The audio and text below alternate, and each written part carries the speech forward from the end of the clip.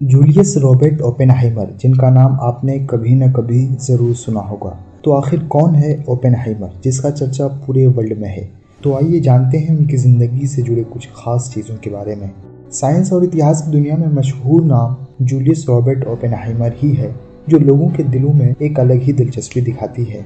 22 अप्रैल 1904 को अमेरिका में पैदा हुए, जो कि एक साइंटिस्ट थे जिन्होंने सेकेंड वर्ल्ड वॉर के दौरान परमाणु बम बनाकर इतिहास की दुनिया में बहुत बड़ा नाम बना लिए। हालांकि इनकी विरासत मैनहट्टन प्रोजेक्ट में उनकी भागीदारी से कहीं आगे तक फैली हुई थी। ओपेनहाइमर और परमाणु बम की सच्ची कहानी फिजिक्स के इतिहास में एक अहम और खास विषय है। इनके फादर एक जर्मनी थे और इनकी फैमिली यहूदी फैमिली से बिलोंग करती थी और पढ़ा लिखा घराना माना जाता था। ओपेनहाइमर जब सिर्फ 5 साल के थे तो उनके दादाजी ने उन्हें कुछ चट्टान के टुकड़े दिए, जिनसे उनकी साइंस में जुड़ी चीजें जानने की दिलचस्पी बढ़ी। और जब 7 साल के हुए तो उनकी पोएम्स में दिलचस्पी बढ़ने लगी और फिर पोएम्स लिखने लगे। ओपेनहाइमर अपनी आगे की पढ़ाई हार्वर्ड यूनिवर्सिटी से की, जहां उन्होंने पीएचडी की डिग्री मुकम्मल की। वहां उनकी पढ़ाई पूरी होने के बाद ओपेनहाइमर काम करने के लिए इंग्लैंड के कैम्ब्रिज के लैबोरेटरी में चले गए। वहां जाकर इन्होंने इंग्लैंड के मशहूर फिजिसिस्ट के साथ काम किया। सन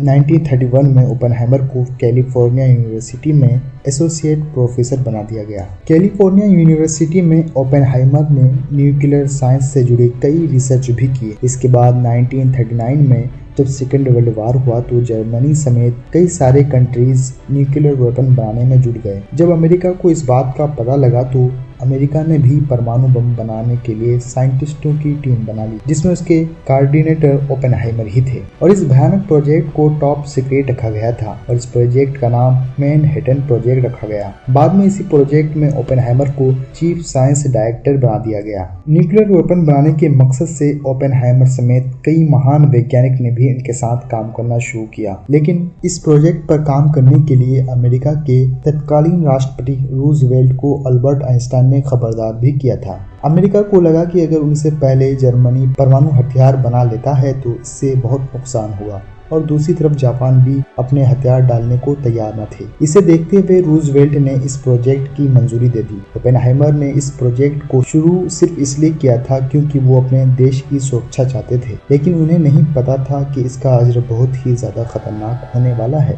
पहला न्यूक्लियर बॉम्ब की टेस्ट ओपेनहाइमर की देखरेख में 16 जुलाई 1945 को अमेरिका में किया गया। ओपेनहाइमर पहले परमाणु बम की टेस्ट के इंतजार में कंट्रोल बनकर बैठे थे और काफी नर्वस भी थे। ये परमाणु बम की टेस्ट लॉस एलामोस के 340 किलोमीटर साउथ में किया गया था और टेस्ट का नाम ट्रिनिटी टेस्ट रखा गया। ओपेनहाइमर की जिंदगी के बारे में लिखने वाले इतिहासकार बर्ड और शिर्विन ने अपनी किताब प्रोमेथियस में लिखा है कि 1945 का वो दिन ओपेनहाइमर के लिए जिंदगी का सबसे फैसलाकुन लम्हा था। बर्ड और शिर्विन ने अपनी किताब में लिखा है, परमाणु टेस्ट के टाइम काउंटडाउन के आखिरी मिनटों में सेना के एक जनरल ने बहुत करीब से ओपेनहाइमर को देखा। इसने बताया कि जैसे जैसे धमाके का वक्त पास आ रहा था, डॉक्टर ओपेनहाइमर का तनाव बढ़ता जा रहा था। इस वक्त वो बमुश्किल सांस ले रहे थे और जैसे ही बम का धमाका हुआ तो इस विस्फोट से सूरज की रोशनी भी धुंधली पड़ गई।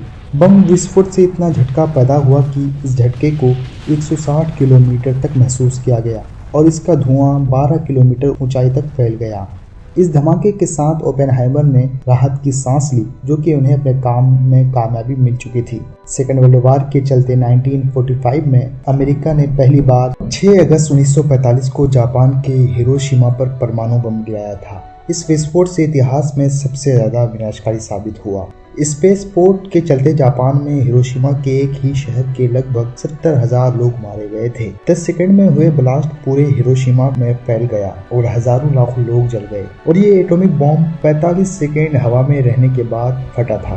पलक झपकते ही हिरोशिमा की जमीन राख में बदल गई। इस परमाणु बम का नाम लिटिल बॉय था और अमेरिका इतने में ही नहीं रुका और इसके ठीक 3 दिन बाद 9 अगस्त 1945 को अमेरिका ने जापान के नागासाकी पर दूसरा बम गिरा दिया। यह प्लूटोनियम बम था, जिस धमाके में 74,000 लोगों ने अपनी जान गंवा दी थी।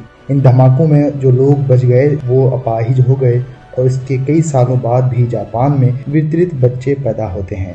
हिरोशिमा और नागासाकी पर अमेरिका के परमाणु बम का दिल दहला देने वाला मंजर देखकर ओपेनहाइमर का दिल दहल गया और इन विनाशों का जिम्मेदार वो खुद को मानने लगा। अपने एक इंटरव्यू के दौरान इन्होंने एटॉमिक विस्फोट पर खेद जताते हुए भगवत गीता के 11वें अध्याय के 32वें श्लोक को मेंशन किया, जिसका मतलब कि मैं लोगों का विनाश करने वाला हूँ। इन्होंने दावा किया कि परमाणु बम के धमाके के बाद उनके जहन में गीता की ये बात गूंजती रहती थी। इनके दोस्तों का मानना था कि न्यूक्लियर टेस्ट के कई दिनों तक उनके जहन में बेचैनी सी होती रहती थी, जो कि एक तरफ अपने देश के लिए तो दूसरी तरफ उनके विनाश का नज़ारा। इन्होंने इन विस्फोट के बाद तमाम लोगों को न्यूक्लियर वेपन के बनाने पर रोक लगाने के लिए कहा। हिरोशिमा और नागासाकी पर हुआ हमला पहला और अब तक का आखिरी परमाणु हमला था। तब से लेकर आज तक किसी भी देश पर न्यूक्लियर वेपन का इस्तेमाल नहीं किया गया। साल 1965 में थ्रोट कैंसर की वजह से ओपेनहाइमर की मौत हो जाती है, सिर्फ 62 साल की उम्र में। और आज के टाइम में 9 ऐसे मुल्क हैं जिनके पास न्यूक्लियर हथियार हैं, जिसमें India, Pakistan, China, USA, France, UK, Israel, Russia और नॉर्थ कोरिया शामिल हैं। दोस्तों, वीडियो पसंद आए तो ऐसे ही अमेजिंग और हिस्ट्री वीडियो देखने के लिए हमारे इस चैनल को सब्सक्राइब कर लें। मिलते हैं फिर से एक नई वीडियो के साथ।